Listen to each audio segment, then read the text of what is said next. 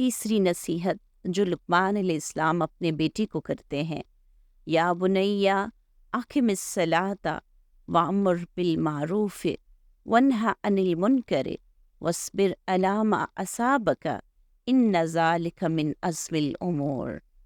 اے میرے پیارے بیٹے، نماز قائم کرو، نیکی کا حکم دو، برائی سے روکو، اور جو مصیبت تم پر آئے اس پر صبر کرو، بے شک یہ بڑی ہمت کے کاموں میں سے ہے۔ یہ لقمان حکیم کی وہ قیمتی نصیحتیں ہیں جو قرآن میں بیان کی گئی ہیں اور جو ہر مسلمان کے لیے رہنمائی کا ذریعہ ہے۔ لقمان علیہ السلام اپنے بیٹے کو دین کی بنیادیں بتاتے ہیں۔ سب سے پہلے بات، نماز قائم کرو اور نیکی کا حکم دو، برائی سے روکو اور صبر کریں۔ ہمیں چاہیے کہ ہم بھی اپنے بچوں کو، جیسا کہ نبی کریم صلی اللہ علیہ وسلم نے فرمایا، بچے جب 7 سال کے ہو ان کو نماز کے لیے کہیے، اور 10 سال سے پھر ان کو پڑھائیے پوری طرح سے، اگر نہ پڑھے تو تھوڑی سی شدت اختیار کریں۔ تو ہمیں چاہیے کہ ہم اپنے بچوں کو نماز کا پابند بنائیں۔ ماؤں کی محبت جو ہے کہ فجر کے وقت بچوں کو جگا نہیں پاتے، نیند ٹوٹ جائے گی، نیند خراب ہوگی، تو یہ بے جا محبت، اس کو چھوڑنا چاہیے۔ ہمیں اپنے بچوں کی آخرت کی فکر کرنی چاہیے۔ ہم نہیں برداشت کر سکتے جب ہمارے بچے ہمارے سامنے جہنم کی آگ میں جل رہے ہو۔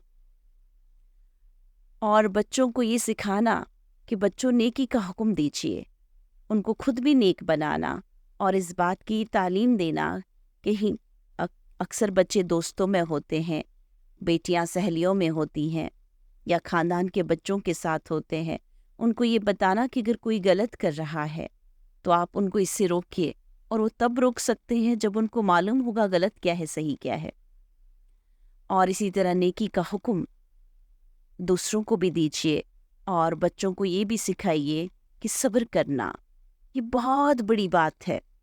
آج کے زمانے میں جب بچے بہت زیادہ بے صبر ہوئے ہیں، ہر ایک بات پر چڑھنا، کوئی بھی بات برداشت کرنے کی قوت بچوں میں نہیں رہی ہے، تو اس دور میں ہمیں اس نصیحت پر بہت زیادہ عمل کرنا چاہیے کہ اپنے بچوں میں صبر کی کیفیت پیدا کرنے کی کوشش کرنی چاہیے۔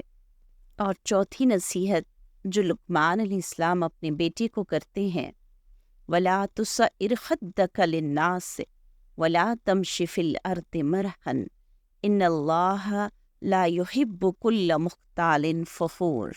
اور لوگوں سے اپنی گال نہ پھیر، تکبر نہ کر، اور زمین میں اکڑ کر مت چل، بے شک اللہ کسی تکبر کرنے والے خود پسند شخص کو پسند نہیں کرتا۔ یہ نصیحت انسان کو عاجزی اور انکساری اپنانے کی دعوت دیتی ہے، کیونکہ غرور اور تکبر اللہ کو ناپسند ہے، اور یہی چیزیں بربادی کا سبب بنتی ہے۔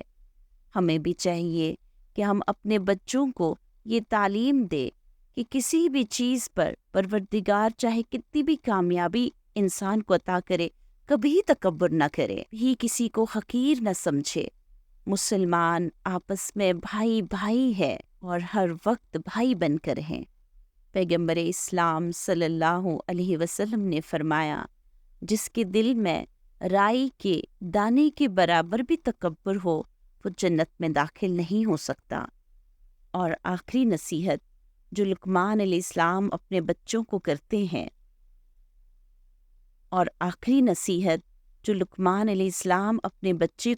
ہیں، کہتے ہیں وَاقْصِدْ فِي مَشْيِكَ وَاغْضُضْ مِنْ صَوْتِكَ إِنَّ أَنْكَرَ الْأَصْوَاتِ لَصَوْتُ الْحَمِيرِ۔ اور اپنی چال میں اعتدال اختیار کر اور اپنی آواز دھیمی رکھ، بے شک سب سے بری آواز گدھے کی آواز ہے۔ یہ نصیحت اعتدال، نرمی اور شائستگی کی تعلیم دیتی ہے۔ انسان کو نہایت متوازن اور مہذب رویہ اختیار کرنا چاہیے، خواہ وہ چال ہو یا بول چال، کیونکہ بد اخلاقی اور بدتمیزی کو اللہ ناپسند کرتا ہے۔ ہمیں بھی چاہیے کہ اپنے بچوں کو گفتگو کرنے کا طریقہ سکھائے۔ بچے اکثر چیختے چلاتے رہتے ہیں، کیونکہ وہ گھر سے وہ ماحول لیتے ہیں۔ چاہیے کہ ہم بھی لقمان علیہ السلام کی طرح اپنے بچوں کو یہ تعلیم دے۔ ہر ایک والدین کو چاہیے لقمان علیہ السلام کی یہ نصیحتیں اپنے بچوں کو بچپن سے ہی سکھائے، ان کو ان تعلیمات پر عمل کرنے کے لیے ابھارے۔ ہمیں چاہیے کہ ہم اپنے گھروں میں قرآن کا ماحول پیدا کریں، خود بھی قرآن کے ساتھ جڑے اور بچوں کو بھی قرآن کی طرف راغب کریں۔